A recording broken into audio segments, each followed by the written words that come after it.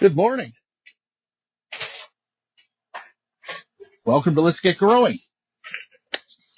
In the greenhouse again, as it's a freezing cold February morning. But our local groundhog decided that we're going to have an early end of winter, so that's always a good sign. Looking at probably one of my favorite groups of tropical plants this morning, and houseplants. And that, if you haven't guessed, is the bromeliad family. Just real quick, we've been watching our amaryllis through the winter, and here's one of the cybisters. This one is called Chico. One of the little species, Cybister Amaryllis, was blooming today. They're so cool, I thought I'd just share that one.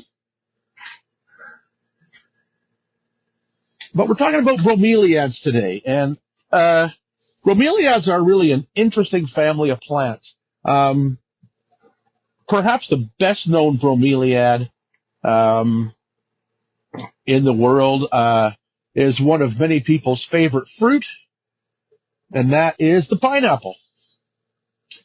The pineapple is a member of the bromeliad family, and I think it's the only one that we eat. It is an interesting group of plants because it goes from the most, interesting, sort of boring-looking tropical plant all the way through to succulents, right up to plants from South America that'll grow 20 feet tall with the flower stalks. It's an interesting group because many of the species and the genera that make up bromeliads are epiphytes, meaning that they grow in the trees like orchids. They find little places, little pockets of debris stuck in trees, and that's where they root and grow.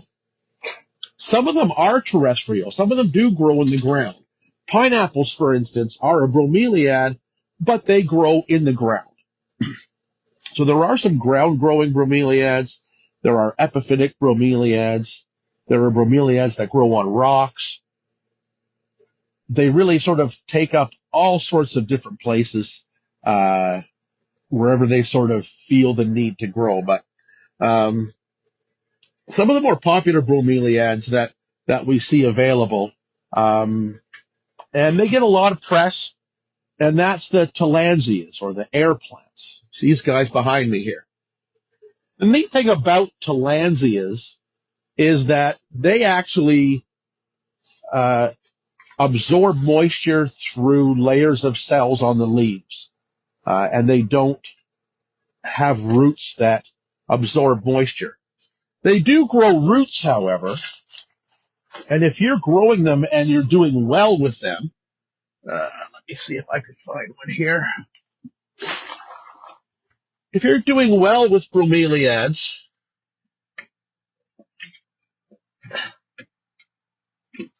and tillandsias, you can get them to grow roots. And here they are. This one here, this is, who is this guy? I've got his name on here somewhere. Doesn't matter at the moment. But you can see this one, I've got it mounted onto a board, and it's actually grown roots here. And the main use of tillandsia roots is to secure them onto something. Mostly tree branches, tree trunks, things like that. But they will actually root and grow onto anything. And if you're getting them growing well, you could mount them onto shells, who knows, whatever you wanted to. I like to put them on boards because it's very natural for them. And they look kind of nice when they're mounted onto boards like that. So I do that with most of my tillandsia species. And they look really natural and are doing exceptionally well. So I'm excited about that. The other bromeliads, I'll just, before we move on to there, well, we'll go up to these guys next. Other bromeliads grow in little pockets of soil, or leaf mold, leaf debris and that sort of thing from in tree cut. This is a tillandsia, although I think the tillandsias that have roots and are different than these guys have been put in a different genera, but doesn't matter. Why I wanted to show this guy, this is a readily available one, Tillandsia cyanea, and it's offered usually in forage pots. Most garden centers have them in from time to time. Even box stores will get them in from time to time.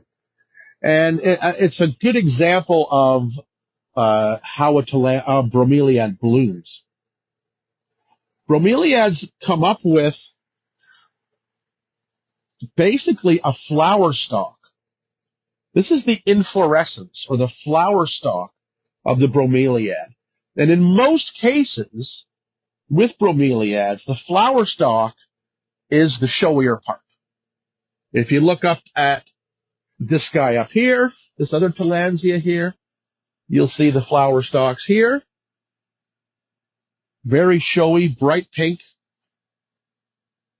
The Guzmanias here. When you buy these, this is their bract, like a poinsettia, or their inflorescence spike, and it's very colorful. And then what happens is with a lot of the bromeliads, especially the ones that have this type of inflorescence, is individual flowers pop out. And this one happened to hang on today, right here. This is the individual flower of the tillandsia. Big and showy. They usually come out one or two at a time, but they don't last very long. A day, a couple of days. This one here has been on here for 3 days now. And they're very showy too, but it's the inflorescence that gives the most impact. And with a number of bromeliads, like this tillandsia here, this Tillandsia ioantha, the foliage turns color too when they're coming into bloom, so you get really, really showy plants. But the inflorescence can last for weeks, even months. So you get a very long-lasting flower spike, which is very showy and kind of nice. Anyway, hang that guy back up there. Another benefit of bromeliads in general is that they can have really, really colorful foliage. Sometimes they can take many years to come into bloom. So having plants with really striking foliage is a nice touch. So we've got this Bilbergia here, which blooms like crazy. Bilbergias are one of my favorites. They don't take up a lot of space. They bloom heavily. You can see this one just had about 4 spikes on it. But look at the foliage color on these. Just amazing. There's another Bilbergia back here. Look at this great little Guzmania. Wonderful burgundy and speckled foliage. Or you get into the guys like this Acmea here, which is just in the middle of blooming. We had this spike earlier in the winter. This spike is just starting. And similar to the tillandsia, these bracts last for a long time, and individual flowers will poke out of those. But you get a very showy cluster for a long time. But the benefit of beautiful foliage all the time. So you look at some of the variegated ones, and they're really striking plants. Great for use as a house plant. But the other thing that I love to use really striking foliage bromeliads for is to mix them into outdoor mixed planters for the summer. They love that. Buying one in May and using it for the whole season is a fantastic addition and really makes your summer containers have a real tropical flair to them.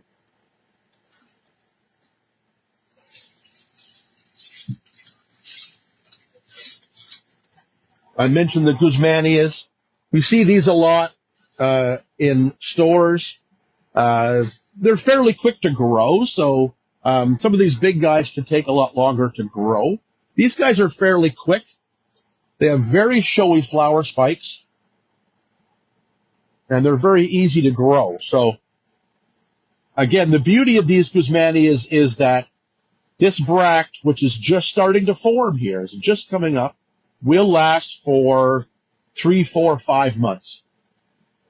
So very easy to put into mixed containers for the summer, into mixed hanging baskets. If you buy them in May, when they're in the stores, the bracts are just starting to form. So you generally have a very, very long term use. You see them in shopping malls and things like that, used as like bedding plants in shopping malls because of that, because they can last 4 to 6 months with the color of the bract. So very useful in that respect. Now, as far as growing bromeliads, for the most part, bromeliads, they hang in trees, they grow in rainforests, they generally want dappled shade, fairly even moisture. They don't like to get too dry in most cases. Temperature-wise, they're pretty adaptable. Household temperatures are fine. If your room gets cold, cooler household temperatures are no problem. We run them in the greenhouse, where parts of the greenhouse can get down around 10 degrees at night, and they're perfectly fine. So they're super adaptable. Always really attractive foliage. Beautiful flowers when they come. Now, as far as moisture and things, one thing about bromeliads is because of where they grow in little pockets of debris and things, they have very small root systems. So that can be one challenge with bromeliads, in that you start to get a really big plant, and you want to keep potting it up because they kind of get top heavy sometimes. But you need to resist that a little bit and find another way to sort of support them. And I'll show you what I do with some of them here in a second, because the root systems are very small. Just to give you an idea, and we'll look at this Bilbergia here, just to emphasize that point. This Bilbergia is quite old. It's blooms regularly. There's last year's bloom on it right there. This season's bloom is all over the place right now. But if we actually look at this plant, we can see that this massive plant is not in this 8-inch hanging basket. It is fully grown in a 3.5-inch annual pot. And look at it. It is doing just fine. It is perfectly happy in there. We're probably at a point where we're going to divide some of this up so we can pot some on, and I'll talk about that in a second. But that just gives you an idea of how little root space they need for a big plant. So what I usually end up doing is setting those small rooted pots in a bigger pot to give them support. Move him out of the way for a moment. Even things like this giant Vreesia back here.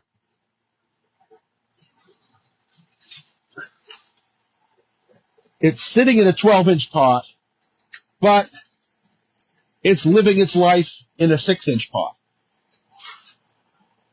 So there we go. They really want small root space. If you put them into too big of a pot with too much potting soil around them, you can easily rot them out. So be careful of that. I actually have big clumps of bromeliads not even sitting in soil, just sitting in hanging baskets, and they're doing just fine. Part of that reason is bromeliads, because they live in trees, have a great method of collecting water. Many of them have developed themselves into basically vases. So this growth here actually acts like a vase. You can water in from the top, or rainwater falls in from the top, and it actually stays in the crown of the plant. And then the plant can draw its moisture from there. You still need to water and keep it moist at the root, but having some water in the vases is okay, as long as your water's not too hard. If you have really hard water, then you can stain the rosettes with a crust of lime. You don't want that. But if you just to give you an idea, if I do this, you can see how much water the vases were holding. So it's a really effective way for the plant to keep moisture. So you can keep water in there. If these are high up in the jungle, in the rainforest, bromeliads actually take on a whole ecosystem of their own, because when water sits in there, it's like a little pond. And tree frogs will actually come and lay their eggs in the vases of bromeliads, and then the tadpoles hatch and live their whole tadpole life in the vases of bromeliads. So tree frogs can actually never touch the ground if they don't want. They can run their whole life cycle through. Interestingly enough, it must be something in their background, because even our native tree frogs will come into the greenhouse, and if they come into the greenhouse for the winter, they'll actually live in the bromeliads for the winter. It's like they're in Florida or something. That's a really effective way for the bromeliads to make sure they have moisture, and it's something you can look at and watch and make sure that the bromeliads have moisture too by keeping water in those vases. It's a very simple trick. They don't all do it. You won't see that happen with a pineapple. They don't have the same structure because they don't need it as much because they are rooted in the ground. And like I said, the tillandsias, they have their water collecting cells on the surface of the leaves. So to move that guy back. So if you have tillandsias in your house, how do you water them? So tillandsias in the house, and this is where it can be tricky. They can be grown in the house. Don't ever feel that they can't be grown in the house. The key to tillandsias is humidity. You need to have good and consistent humidity. In the greenhouse, for example, our humidity sort of runs around anywhere from 70 to 90% most of the time. That's enough humidity in the air that a tillandsia never needs to be watered. I still do. I still hit them with water once in a while. And that's how you treat them at home. You would take this guy. There's a couple of methods.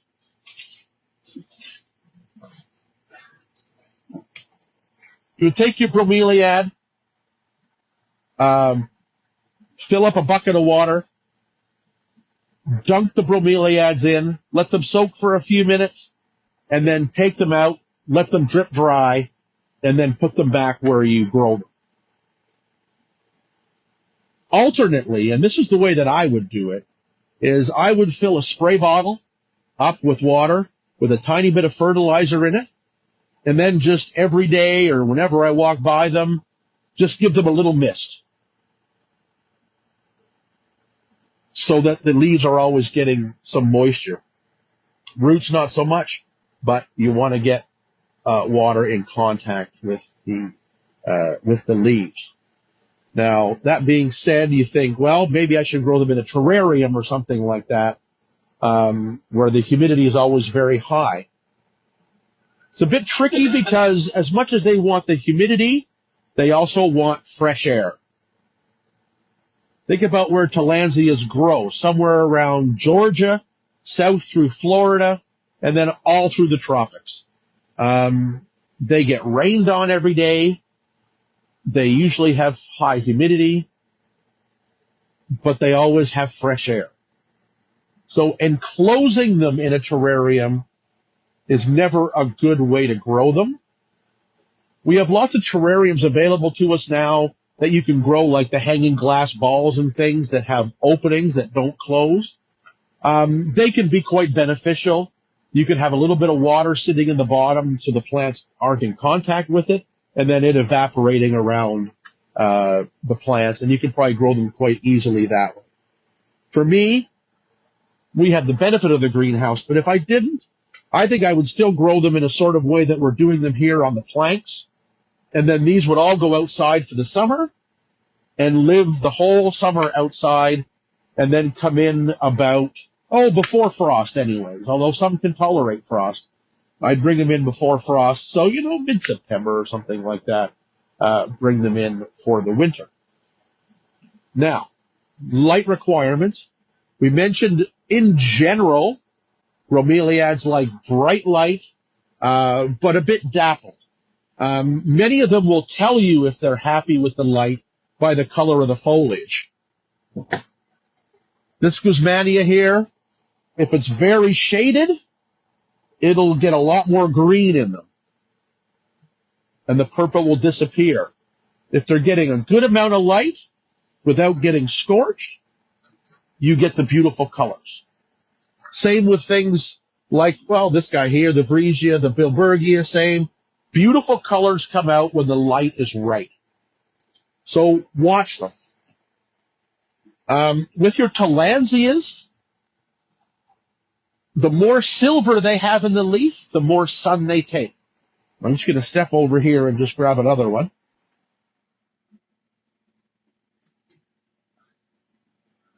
I also do my Tillandsias in baskets as well. Depends on the variety. Some are easier to stand up in baskets. And I just zip tie them in. These are clay balls, and they'll actually root into the clay balls, which is kind of nice. So we do some hanging baskets. If you get a bromeliad like this Caput Medusae here, or bulbosa, sorry, Tillandsia bulbosa, and they're very, very green, that means they want lower light. So if you have sort of, a situation that's much lower light, look for Tillandsias that are green and not silver. The silver ones, they like full, strong light. And when they're happy, they bloom and they bloom and they bloom. Now, that brings us to another thing about bromeliads. And I think maybe something that might turn people off. Because bromeliads are an interesting plant. They are essentially monocarpic. And what that means is that when this rosette growing here and blooming, when it finishes, it will start to die. It will never bloom again. But what you will see happening, and it is just starting to happen here, it's starting to grow a little baby at the base. And as the parent plant is big and in full bloom, while it's blooming, it's starting to grow pups. When bloom is finished, then this parent plant is basically finished its bloom, it's finished that bloom, but it still has a job, and that job is to grow pups. Now it'll grow, depending on the variety, you might get 1 pup, you might get 15 pups. You just never know. And those pups will eventually take over as the parent plant dies away.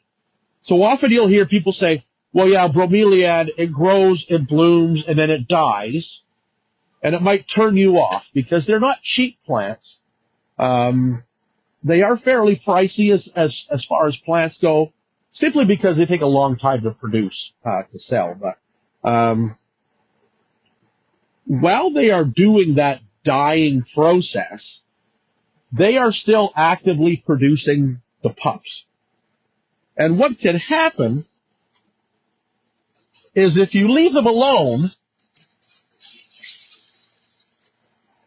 the pups just take over the plant. Now, here's one that has a parent plant. Now, this one over here decided to revert to green. So I'm not really worried about that.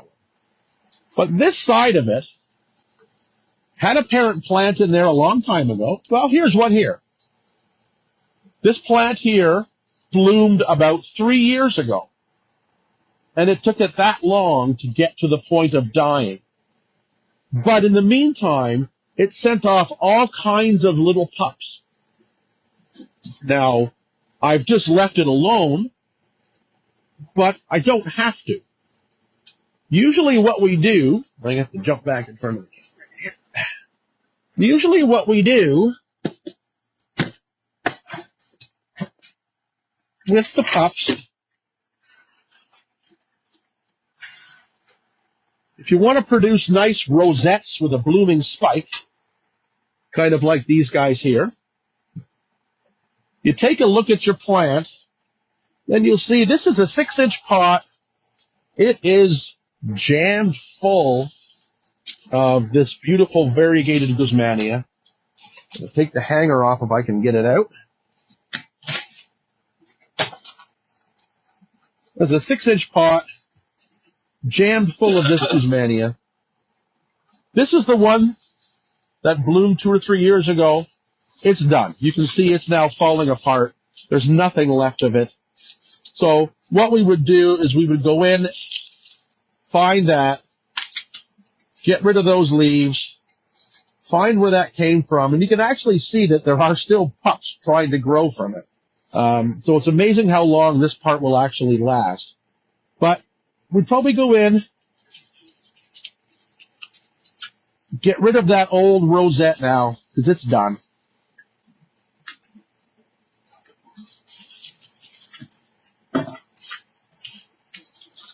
Clean out a few more leaves. Now, we could leave it just like that. One of its pups is actually starting to bloom. The plant still looks good, short of a couple of bad leaves that we'll cut off. But all these are just going to grow and fill in. Now, it's very congested, so I think what we would do at this point is we'll take it out of its pot, and then we can go in, and probably some of this is going to be, already separated itself. So we can go in, we can look at that. This plant here, this one here, we'll have a look at it. Looks like this one already bloomed. Yeah, this one's already bloomed, so we can remove it. Or we can go in and just take the pups out now. When the pups get about half the size of the parent plant, they're usually strong enough to grow on their own. And if we look here, we'll see that these pups, good, strong, nice plants, are all forming their own roots. So now is the time to remove them and pot them on their own. So we might be able to just use a little knife here. I'm going to cut it off the parent plant, and there we go. Look at that. There's a beautiful little rosette right there. It's already got some roots on it. So it's going to be an easy transplant and then be all set to grow on its own. A couple of bad little bits here. But essentially a beautiful rosette ready to make a gorgeous plant. This is pretty big already, so likely this could bloom this summer. But otherwise, it will still make a great addition to some summer containers. So we're going to pot this up. Now remember, I said that the plants do not use, I got some 3.5-inch pots. The plants do not have lots of roots, not a big root system at all. You can see I took that apart, and that was several big plants all in a 6-inch pot, and they weren't even root bound. So it just goes to show you how sparse the roots are, how small the roots are. So this is going to go into this 3.5-inch pot. Now, what do we pot it into? Well, you can grow them in regular potting soils. These ones here, these were commercial ones. I picked these up at a garden center yesterday. They're very well rooted. They're in a mix of basically what looks like, I think these are grown in core now, so from the looks of it. Doesn't look like peat moss. Looks like core or husks of coconuts. which would be a great thing to grow them in, very similar to what they would grow in nature. You could also use, where did my, I have my sphagnum moss here somewhere. It is. You can also grow them, please. You can also grow them in sphagnum moss. Pack that sphagnum moss around the roots, stuff them into a pot. Or, what I like to use is, I want to just get a picture of that back. This is extra fine orchid bark.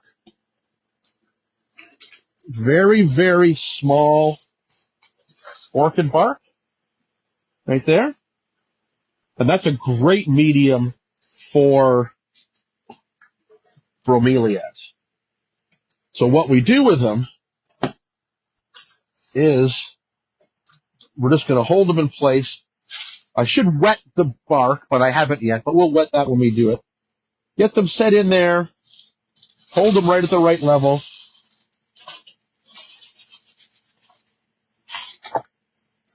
Simply pour the bark in.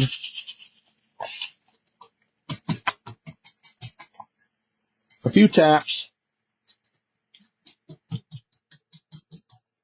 And there we go. Easy peasy. The very fine bark allows moisture to hold on to it, so but it's hard to overwater it. So it can be very effective. If you want, you can come up with any kind of, sort of other mixes. You could put a bit of sphagnum in this. You could mix some peat moss in with the orchid bark. What you want is a fairly open, well-draining, fast-draining mix that will hold some moisture, but allow a lot of air around the plant as well. And that's what this fine, extra fine orchid bark does. This is New Zealand fir bark, and actually, I'll give you a little plug to Raven Vision, ravenvision.ca. They will mail order you this orchid bark. They're in Ontario here, so you can get that anytime within a couple of days of ordering. You can get that extra fine orchid bark, and that's how we do it. Very, very simple. Same thing with this little Guzmania here, or this little Neoregelia you would see. We've got lots of pups here. We've got a parent plant that has already bloomed, and you can see the dead flowers in the middle. It's already bloomed, but it still looks good, and will continue to look good as it's growing the pups. So never feel that you're going to buy a bromelia and it's going to live, it's going to flower, and then it's going to die, because if they're making pups and they're happy, they will continue to live for years and years and years. You just don't have that rosette blooming again. So that rosette's bloomed and done. This rosette over here, I can just see the flower spike starting to form in there. And these ones here will get a little bit bigger, and then we'll divide them off the plant and grow them off on their own. So we'll leave the pineapple for another day, but you can actually get a pineapple like this, harvest the fruit, and interestingly enough, the fruit that you eat on a pineapple is the flower. It is the inflorescence of the banana plant. This would have been on a stalk, like this. This is the flowers, and then bananas grow a new plant. Or, what did I say, bananas? Pineapples.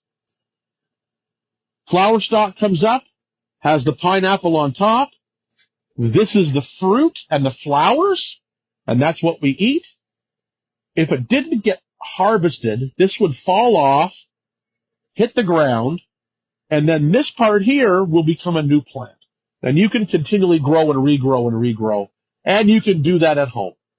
We'll cut this off for another day because we're running a little short of time, but the bromeliad family is a wonderful group of plants. Lots of collecting there. One of my favorite groups, and they're easy peasy to grow, and there's a lot of different variation there, and you can have a lot of fun with them. So If we have any questions, we'll take those right now. So Sophie has a spotted Bilbergia. Yeah. It's never bloomed. Any tips, type of fertilizer, etc.? She grows them in the ground in the summer and brings them in for the winter.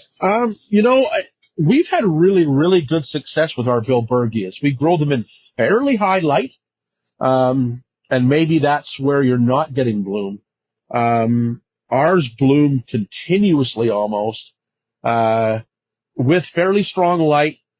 When we fertilize, we use the same fertilizer we use on everything.